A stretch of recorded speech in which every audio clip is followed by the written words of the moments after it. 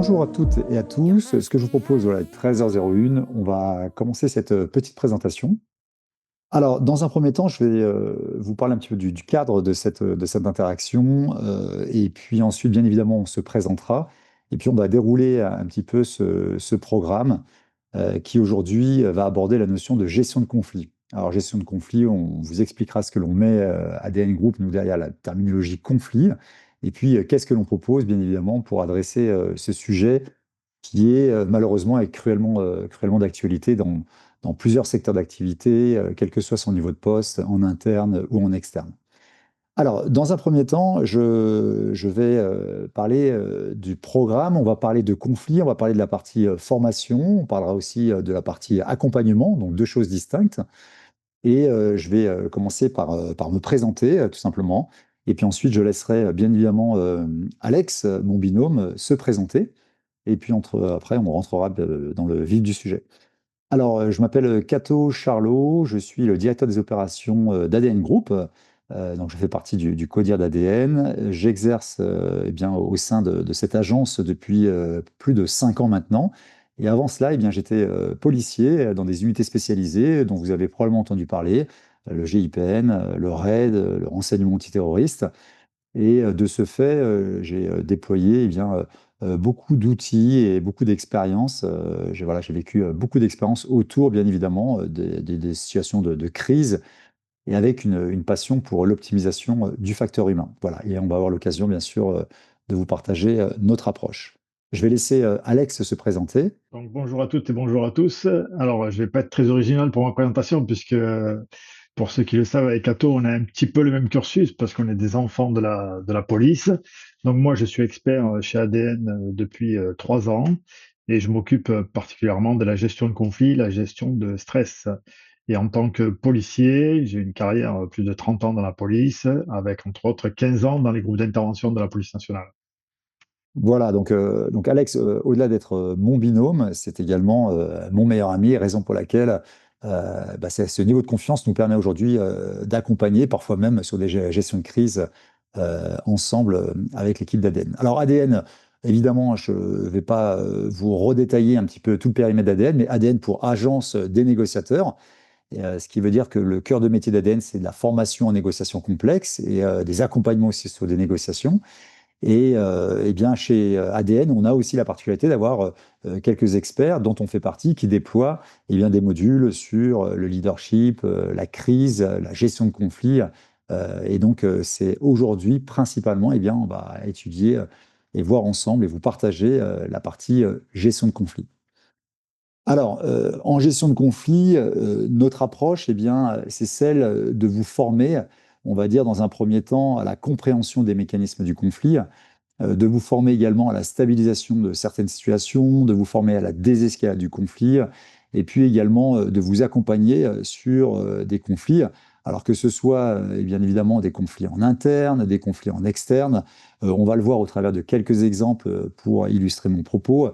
Eh bien, on va balayer tout secteur d'activité, tout métier. Alors évidemment, le retail, lorsque vous êtes au contact eh bien, d'une clientèle ou de clients qui peuvent venir, parfois avec des réactions d'hostilité plus ou moins légitimes. On va voir aussi des situations conflictuelles d'un point de vue managérial, lorsque vous adressez des situations de tension, que ce soit des conflits sur des mouvements sociaux, que ce soit des conflits dans des situations de tension au sein d'équipes. Et puis on abordera aussi la notion de conflit entre équipes, hein, lorsque parfois des équipes dans l'IT ou autres n'arrivent pas à collaborer de façon efficace. Voilà, lorsqu'il y a des postures inadaptées ou des situations de tension qui peuvent potentiellement aboutir parfois même à des gestions de crise. Parce que parfois, eh bien, les équipes sont totalement à l'arrêt ou tétanisées par certaines situations conflictuelles. Donc voilà, donc tout secteur d'activité, tout niveau de poste, et puis interne ou externe. Donc voilà, ça c'est un peu la particularité. Donc vous imaginez à quel point le sujet est vaste, mais pour autant il est passionnant. Et puis le facteur humain, eh bien, il fonctionne d'une façon incroyable et c'est toujours intéressant eh bien, de comprendre ces mécanismes-là pour pouvoir mettre en place des contre-mesures. Alors, ce que je vais vous proposer dans un premier temps, eh bien, c'est peut-être d'illustrer concrètement eh bien, la façon dont on travaille, sur quel type de mission. Et pour ce faire, je vais laisser la parole à Alex pour qu'il puisse nous partager eh bien, à l'occasion de ses dernières missions, quelle mission il pourrait, bien évidemment, en blanchissant le client, hein, comme vous l'imaginez, on a une culture très robuste et bien de la confidentialité, en blanchissant le client, sans pour autant blanchir le secteur d'activité, eh bien, quelle expérience Alex pourrait nous partager et puis ainsi que son approche. Voilà, alors avant de parler des expériences concrètes, juste pour expliquer qu'on a deux formations, en tout cas sur la gestion de conflits. Une qui est plus appropriée pour les gens qui sont en front avec les usagers et la clientèle. On peut avoir, que ce soit de bonnes ou mauvaises, pour la bonne et la mauvaise raison, mais enfin, on peut avoir des gens qui arrivent dans un magasin, n'importe ce qu'on peut avoir comme magasin ou autre, et qui peuvent être arrivés de façon en colère. Et donc là, on va voir comment on réagit, comment on doit travailler sur cette gestion de conflit. Et on va voir, moi j'ai travaillé il y a peu de temps pour des bailleurs sociaux. Et en fait, là, c'est pareil, on a énormément de conflits avec les locataires et les bailleurs sociaux, alors qu'ils viennent avec plus ou moins la bonne raison, hein. Ça se peut que ce soit une très bonne raison, et c'est pas pour ça qu'on arrive, il faut résoudre le conflit. Et c'est dans ces cas-là qu'on va travailler sur l'accueil de la personne. On travaille sur le facteur humain, hein. On va travailler en amont, c'est-à-dire tout ce qui est prévention et anticipation du risque de conflit. Et ensuite, on va travailler d'abord sur le briefing, qu'est-ce qu'on fait avant que la personne arrive, et ensuite sur l'accueil de la personne. Donc, deux possibilités s'offrent à nous. Soit j'ai rendez-vous avec une personne où je sais qu'une personne va arriver, soit la personne arrive sans que je m'y sois préparé. Et à ce moment-là, on a les deux sortes de formations aussi pour les deux cas qui arrivent. Et là-dessus, on va gérer. Et on gère quoi? On gère de l'humain. Donc, on va travailler là-dessus. On va travailler sur un petit peu la gestion de stress, parce qu'on va être confronté au stress lorsqu'on est en période de gestion de conflit. Et ensuite, la deuxième partie des formations, c'est pour des managers. Et donc là, on travaille plus sur le conflit, on travaille sur l'identification du conflit, savoir identifier un conflit, le comprendre et surtout être le manager dans le conflit. Qu'est-ce que doit faire un manager dans le conflit pour ensuite pouvoir l'identifier, le résoudre et pour pouvoir prévenir le conflit. Voilà les deux formations que l'on a sur la gestion de conflit. Alors, merci Alex. Et bien évidemment, ce qui apporte une légitimité à Alex sur ce genre de situation, c'est la confrontation qu'il a eue à de nombreuses reprises à des situations conflictuelles. Et puis aussi, j'en profite pour le saluer là-dessus, toutes les formations qu'Alex a pu faire au profit des élus, hein, des élus locaux qui, comme vous le savez, sont de plus en plus confrontés à des situations de tension, hein, au quotidien, même parfois sans aucune préparation, hein, lorsqu'ils traversent leur circonscription. Et Alex a participé à plusieurs formations d'élus et avec beaucoup de retours très positifs. Alors, moi, je vais vous partager une des dernières missions que j'ai pu mener sur de la désescalade du conflit, et c'est tout simplement au profit du corps médical. Et plus précisément, corps médical, paramédical, ce sont les dentistes qui nous avaient sollicité dernièrement avec une recrudescence de comportements inadaptés, d'incivilité, voire même de situations de violence verbale en cabinet, à l'attention des assistants ou assistantes, secrétaires, et puis parfois même des praticiens et des dentistes. Et à ce moment-là, l'approche a été vraiment globale parce qu'il a fallu, dans un premier temps, expliquer bien évidemment les mécanismes de la gestion de conflit et puis, comme l'a très bien dit Alex, ce que ça allait générer chez les personnes en termes de stress tout à fait légitime face à une situation de confrontation verbale, parfois même physique. Et puis après cela, on a aussi étudié ensemble tout l'agencement des cabinets, toute la partie communication entre le front, à savoir assistant et secrétaire, et puis le ou les dentistes qui eux-mêmes étaient en cabinet, parfois avec aucun lien. Et on a pu aussi travailler sur l'ergonomie, hein, j'allais dire, du cabinet, pour ensuite travailler sur des techniques de stabilisation et de désescalade du conflit avec parfois la grande surprise que la figure d'autorité que pouvaient être à l'époque des médecins ou des dentistes ou des professeurs ou même des policiers, aujourd'hui ne suffit plus et on a certaines personnes qui ont une aversion ou un rapport à l'autorité très dégradé. Donc, ces formations-là, elles ont été particulièrement intéressantes et pour nous, parce qu'on a appris beaucoup hein, de ces formations, parce qu'on apprend systématiquement aussi hein, des retours d'expérience. Et bien, et ça a été aussi, à mon avis, et des retours qu'on en a eu très intéressants pour ces dentistes, ne serait-ce que d'anticiper certaines situations, de les scénariser. Hein. ADN Group, comme vous le savez peut-être, nous sommes très attachés au côté très opérationnel, ce qui veut dire que on sketch des situations, on essaie de les rendre les plus vraisemblables possibles pour après débriefer et puis espérer ne pas reproduire des erreurs que les participants auraient pu commettre eh bien, en exercice et ne surtout pas les reproduire, j'allais dire, en opérationnel. Voilà donc une première mission, enfin une mission assez particulière. J'ai eu aussi l'occasion eh bien, d'intervenir, cette fois-ci sous forme de conférence, hein, au profit de médecins généralistes, hein, notamment dans toute l'agglomération et le bassin marseillais, sur eh bien, tout ce qui tournait autour de la désescalade du conflit et puis de la gestion du stress hein, de façon plus large, avec des médecins généralistes qui, exactement comme les dentistes dont je vous ai parlé, étaient confrontés à une augmentation plutôt inquiétante eh bien, des rapports conflictuels en cabinet à l'occasion de leur visite ou de leur rendez-vous en cabinet.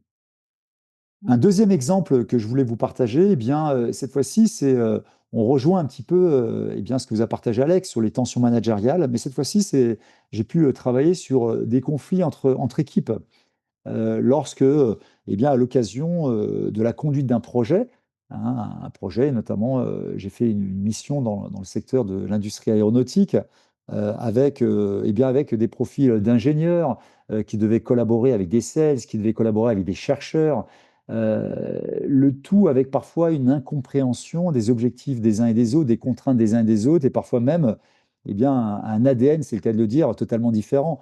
Hein, lorsque vous avez des sales qui, eux, ont un rapport eh bien, au time to market très affirmé. Ils veulent que ça délivre rapidement. Ils veulent pouvoir proposer des solutions, j'allais dire, matures pour pouvoir peut-être lever des fonds. Et quand vous avez des chercheurs qui, eux, eh bien, veulent aussi produire des publications scientifiques, veulent que la solution soit parfaite. Et quand vous avez des ingés qui sont, ingés techniciens qui sont sur eh bien, le fait que la solution soit fonctionnelle et réponde aux attentes, eh bien, toutes ces personnes qui sont pleines de bonne volonté, eh bien, parfois n'arrivent pas à communiquer de façon efficace et parfois, eh bien, s'installe insidieusement au départ et puis après ouvertement, eh bien, le conflit. Et à ce moment-là, bah, comme vous l'imaginez, en réunion, il y a des situations de blocage et les projets n'avancent pas ou avancent mal et parfois même, ça va jusqu'à insécuriser la livraison finale du projet. Et dans ces moments-là, eh bien, on doit passer par des étapes un peu de détox, hein, j'allais dire presque de purge du passif, hein, de ce qui a été vécu, de ce qui a été ressenti, pour arriver ensuite eh bien, sur comment on va construire eh bien, la qualité de la relation pour arriver à une collaboration optimale. Donc voilà aussi le genre de mission que l'on mène chez ADN, à savoir on intervient dans des situations de tension entre équipes qui même parfois sont déjà des situations conflictuelles entre équipes pour pouvoir eh bien, déminer ces situations-là. Surtout ne pas mettre sous le tapis le passif qu'il y a pu y avoir, mais détoxer, purger, reconnaître eh bien, les émotions comme étant légitimes de ce qui a été vécu, hein, parfois tristesse, dégoût, mépris, pour ensuite eh bien, reconstruire de façon beaucoup plus saine, d'une façon beaucoup plus saine eh bien, les relations. Voilà, alors je le précise maintenant parce qu'on ne l'a pas précisé en début du propos. Vous aurez l'occasion, bien évidemment, à la fin de cette petite et courte présentation, eh bien, de poser toutes les questions qui vous semblent opportunes. Surtout, n'hésitez pas. On vous répondra, voilà, on répondra, on lira le chat et le menu déroulant, et puis on répondra, Alex et moi, avec grand plaisir à vos questions.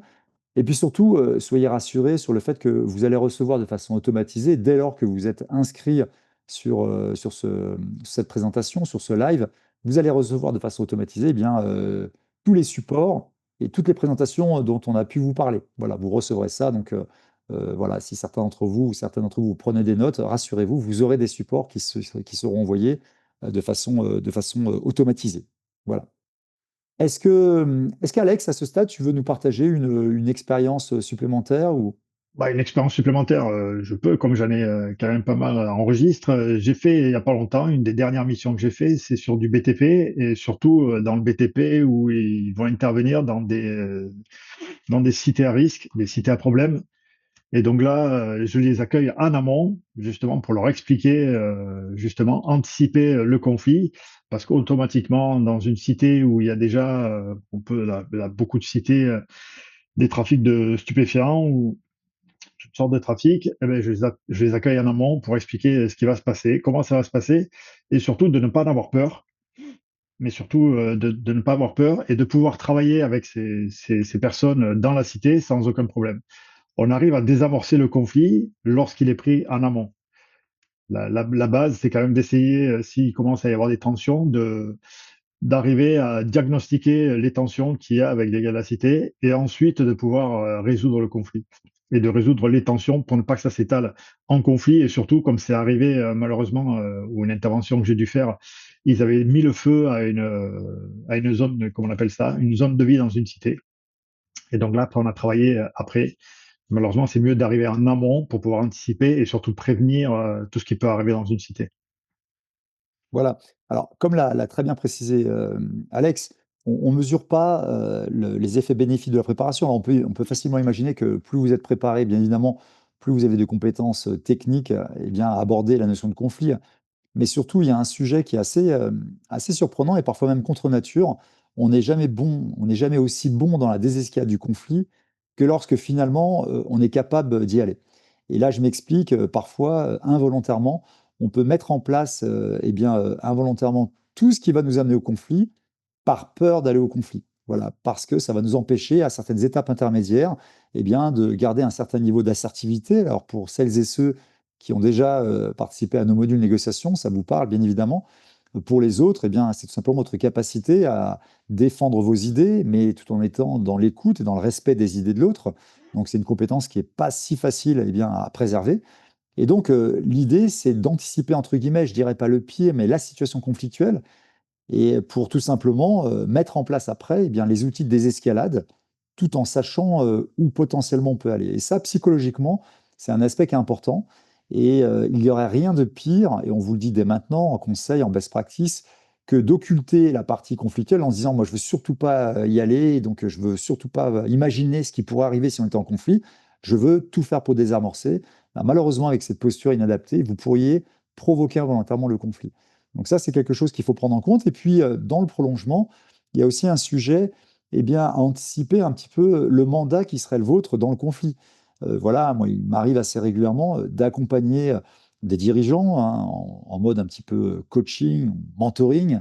Et parfois, eh bien, on a des dirigeants ou des dirigeantes qui, sur une situation de conflit interpersonnel, se laissent embraser par la situation et puis tout simplement arrivent à prononcer des paroles ou affirmer qu'elles vont faire telle ou telle chose, embrasées par une situation conflictuelle. Et à ce moment-là, malheureusement, une fois de retour eh bien, avec les fonctions RH, on s'aperçoit que malheureusement, eh bien, ce dirigeant, cette dirigeante n'a pas la latitude pour mettre en œuvre malheureusement ce qui a été verbalisé. Et là, bah, il y a une question de problème de posture managériale ce qui veut dire que cette personne-là a été temporairement poussée au-delà de ses limites en termes de latitude opérationnelle et donc elle n'a pas anticipé quel pouvait être son mandat et jusqu'où elle pouvait aller. Donc ça présente une vulnérabilité. Donc voilà, c'est un exemple comme ça parmi tant d'autres d'erreurs que l'on pourrait commettre à ne pas avoir préparé, comme l'a très bien dit Alex, en amont, eh bien, la situation conflictuelle, qu'est-ce qu'on peut faire lorsqu'on est malheureusement plongé dans ce conflit-là, et quelle est notre latitude, et qu'est-ce que malheureusement aussi on ne peut pas faire. Voilà, parce qu'on ne peut pas tout faire, bien évidemment, dans le conflit. Alex, est-ce que tu veux nous partager un dernier petit exemple avant qu'on puisse laisser la parole à ceux qui ont assisté à cette courte présentation, à ce live? Je pourrais citer d'autres exemples, mais surtout ce que je voudrais dire, c'est ça. Ce qui est important, c'est on travaille avec des humains. Donc l'humain est comme il est, il faut arriver à le comprendre. Et surtout, c'est ce qu'on va voir, ce qu'on voit souvent dans le conflit, hein. C'est la base, c'est arriver à le comprendre, de légitimer les émotions.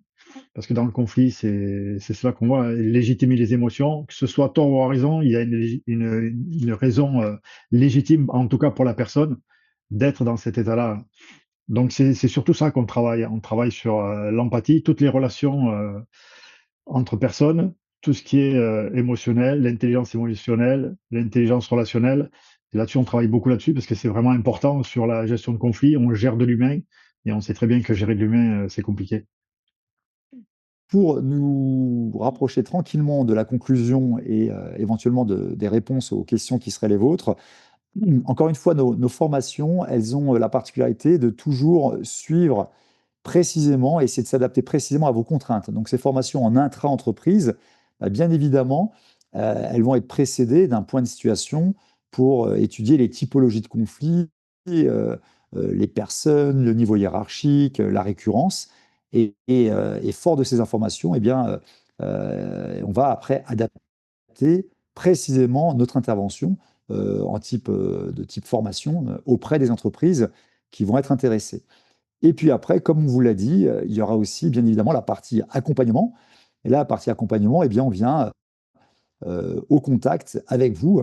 Alors ça peut être physiquement ou en distanciel pour pouvoir analyser avec vous une situation et s'il le faut, parfois même mener des entretiens individuels hein, pour pouvoir faire une espèce d'évaluation 360 d'une problématique et ensuite eh bien, apporter des réponses, reconstruire, détoxer des situations. Et là, on est en mode accompagnement. Donc là, toujours pareil, sur mesure, mais cette fois-ci, bien sûr, ces accompagnements peuvent être précédés d'entretiens individuels pour pouvoir parfaitement évaluer. Alors, ce que je vous propose, eh bien, c'est à ce stade, de lire un petit peu vos questions et puis de tenter d'y répondre. Alors, une première question, supposons que nous sommes formés sur la négociation et la gestion des conflits, d'après votre expérience, quel est le pourcentage de ne pas atteindre l'objectif de la négociation? Alors ça, c'est une question qui est piégeuse, on va dire. Est-ce qu'on peut parler en pourcentage? Et puis, dans les objectifs que sont les vôtres, on va parler d'objectifs, on va parler du mandat qui est le vôtre, sans spoiler les programmes de négociation, hein, parce que ce n'est pas notre périmètre, à Alex et à moi, même si on est formé à la négo, on n'est pas des encadrants négociateurs de la team d'ADN. Ce que l'on peut vous dire, déjà, tout dépend bien évidemment du mandat qui est le vôtre. Est-ce que vous-même, si vous négociez, vous avez bien négocié votre mandat, tout simplement, avant d'aller négocier, hein, parce que si le mandat était mal négocié quelque part, bah, il va être difficile eh bien, à atteindre, en tout cas à respecter. Ensuite, ce qui est sûr, c'est que vous gagnerez toujours eh bien, à désescalader le conflit pour bah, tout simplement peut-être ne même pas avoir recours à la négociation. Donc, la réponse que je vais vous faire, qui ne vous surprendra pas, c'est que vous allez exploser le pourcentage eh bien, d'atteinte, j'allais dire, de vos objectifs en termes de négociation, si bien évidemment vous avez un minimum de skills, de tips ou de formation en désescalade du conflit, bien évidemment. Alors, question suivante que je découvre en même temps que vous. Utilisez-vous pour comprendre l'interlocuteur et celle ou celui avec qui on doit résoudre le conflit des approches connues typologiques, de typologie de comportement qui permettent de comprendre l'humain, justement, comme DISC, ProcessCom, MBTI. Alors, tout à fait, alors, je dis tout à fait, on est évidemment formé et sensibilisé à ces approches-là. Après, on essaye, encore une fois, de sortir le plus possible de l'enfermement dans des typologies de profils. Je m'explique. Nous, chez ADN, on va plus parler, on va dire, de profils que certaines personnes vont adopter, voilà, temporairement, pour pouvoir tout simplement interagir d'une façon optimale. Et puis après, on a quand même, malgré tout, certaines typologies de personnes, voire même on a certaines pathologies hein, qui peuvent s'inviter dans les situations conflictuelles. Et d'ailleurs, je vous recommande très vivement un des ouvrages de Marwan Méry hein, sur les profils complexes. Mais on va pas dédier toute notre énergie à l'enfermement de personnes dans certains profils ou dans certaines couleurs. On va anticiper, on va dire avec vous, et on va partager de l'analyse pour voir un petit peu la qualité de l'interaction et les raisons pour lesquelles l'interaction est pas optimale. Voilà. Mais évidemment, on a une sensibilité par rapport aux approches. C'est Jérôme, je vois, par rapport aux approches que Jérôme nous a partagées. Question suivante, c'est bien vos exemples, mais comment fait-on pour ne pas être en conflit tout en se respectant? Valeurs. Alors ça, c'est une question on a très souvent, et merci à Stéphanie de l'avoir posée. Déjà, en anticipant le fait qu'à chaque fois qu'on va venir bousculer vos valeurs, vous risquez d'avoir des embrasements émotionnels. Et c'est d'ailleurs ce qui pourrait, je dis bien ce qui pourrait faire la différence, eh bien, entre un excellent négociateur et un négociateur ou une négociatrice amateur ou amatrice. Tout simplement, c'est le fait d'anticiper. On a, par exemple, chez ADN, une très forte expérience de la négociation face à la grande distribution. Et nos négociateurs et négociatrices viennent, pour un certain nombre d'entre eux, eh bien, des fournisseurs de la grande distrib. Et à ce titre, ils ont été confrontés, et surtout il y a quelques années, mais encore aujourd'hui parfois, eh bien, à des comportements qui parfois sont des comportements qui sont très proches de comportements toxiques, et notamment des atteintes fortes aux valeurs, avec des recours à la mauvaise foi. Et donc là, on vient tamponner fermement eh bien, votre valeur vérité, hein, honnêteté. Et à ce moment-là, eh bien, par exemple, si je vous partage mon expérience personnelle, aujourd'hui, je travaille encore sur ce rapport à la mauvaise foi. J'ai un rapport épidermique à la mauvaise foi. Et je travaille dessus et au contact des négociateurs et négociatrices d'ADN, tout simplement pour ne plus surréagir. Je ne vous dis pas que j'y arrive, hein, c'est un travail en cours, parce que ça vient percuter une de mes valeurs. Donc, Stéphanie, le premier des conseils à vous donner, c'est anticiper, de par votre expérience, eh bien, les valeurs que l'on vient bousculer régulièrement. Et après, eh bien, c'est de faire un focus très appuyé sur l'objectif opérationnel qui est le vôtre. Et si demain, eh bien, vous devez atteindre un objectif, eh bien, être capable, non pas de vous affranchir de vos valeurs, mais juste de ne pas surréagir sur la base d'une atteinte eh bien, de vos valeurs. Et ça, c'est toute la différence. Encore une fois, moi, je suis très attaché à ne pas vous départir de vos valeurs. Mais par contre, il m'est arrivé, moi, dans ma carrière, hein, jeune officier notamment, eh bien, à un moment donné, voilà, la valeur, l'honneur, hein, avec la double culture qui est la mienne, franco-japonaise, l'honneur, il m'est arrivé régulièrement d'avoir des embrasements sur des situations de réunion sur la base d'une supposée atteinte à ma valeur honneur. Et donc, quelque part, c'était un point faible.